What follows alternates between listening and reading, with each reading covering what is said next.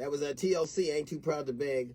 On February 7th, 1912, there was an earthquake that was so powerful, it made the Mississippi run backwards for hours. It defied the laws of physics and nature. The river, because of this event, ran backwards.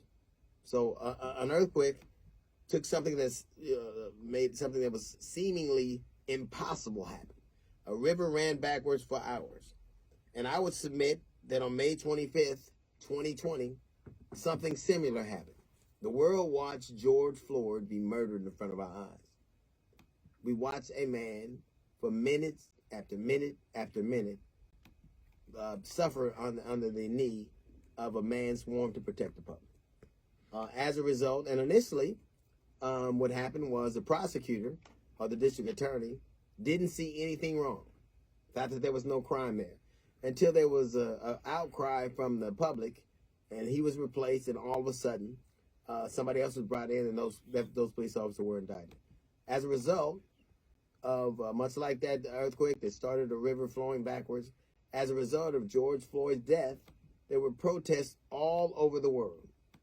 All over the world. In virtually every part of the world. As a matter of fact, George Floyd has statues in a few countries of which he's never been to, because he was the symbol of a lot of black people's plight in America.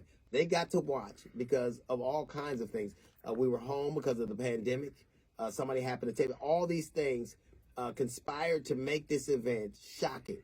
It conspired to make the essence of things turn different. Like, remember, as a result of George Floyd's death, several of the companies started dealing differently with black people.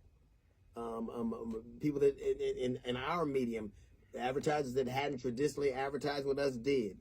People started changing the way they talk. They enacted new laws. So watching this event changed. I remember being out on the streets and white people walking up and saying they didn't know. There seemed to be this moment of detente where we would start to see things differently. It was going to change the flow of things. I remember being a parent and watching that video, and I hadn't even watched to date. I haven't watched the whole video because it makes me so sad and so sick. But I remember as a parent going, if they allow this to happen, then it is literally open season on my children and our children in general. I remember it stuck in your throat. Now, initially, there was a prosecutor, the district attorney I alluded to earlier. He had seen the very thing that the world saw, and he decided that there was nothing to see there. Much like Kanye West and Candace Owens see the same video and don't believe there's anything to see there. They see that murder through the eyes of people who don't believe that black people can be killed in a way that is so egregious, so horrible, that it is wrong. And I know that, you can be on Drink Champs and you can have Kanye on to say things. But if you're going to have Kanye say things that are patently untrue, then you might want to do it like Van Lathan did. You would still have just as many clicks, only you don't let an idea be fomented that isn't true.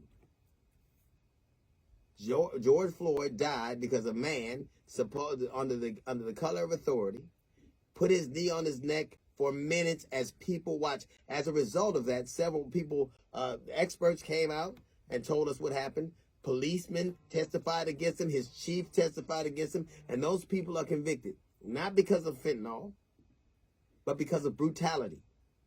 That same man, Derek Chauvin, had been brutal for you. As a matter of fact, if you remember, because we were all home, we were watching this. As a matter of fact, he had been brutal over the course of his career. There was a case that was so egregious that Amy Klobuchar, who Joe Biden was considering for the vice presidency, she didn't prosecute it, and her not prosecuting bumped her out of the potential of being the vice president. When it says a lot that when you say the things that Kanye said on Drink Champs, you can only hear someone say that George Floyd died of fentanyl in the farthest reaches of national white ring supremacy. You can only hear that there, because if anybody else had said that, they would be off. They would be fired. They would be canceled. They told a blatant lie. It is a lie to say that George Floyd didn't die from anything other than brutality, a knee on his neck for several minutes. People that say things like that, the Kanyes and the Candaces, seem to forget that they have black children. And those black children don't get to wear signs that say, my father and my mother agrees with you. I'm one of you. And your wealth and privilege does not protect your children from racism. It didn't protect Bill Cosby's child from a racist man who wanted to kill a black person. When you give credence to the notion that there are no ways that black people can be murdered that is so egregious that society, the world cried, the world rose up against that. But when you only see what the people who think it's right to murder people like that see, when you only see that, you're forgetting something. Your children will grow up in a world where people are just like that. And it is my sincere prayer that your children never are met with the violence that you have said was okay. That they are never treated the way that you say it was okay to treat the Ahmaud Arbery's and the George Floyd. That you too personally have said those things. I hope they never run across somebody who's just like you, who says it is okay to do these things, because their lives truly don't matter. When you wear a shirt that says white lives matter, and then a couple of weeks later you demonstrate how a black life that was snuffed out in such a brutal way didn't, that is not an artistic statement. That is a matter of a perspective. That's a little note from the GED section. We have the judge report coming up in 15 minutes. It's the D.L. Hughley Show.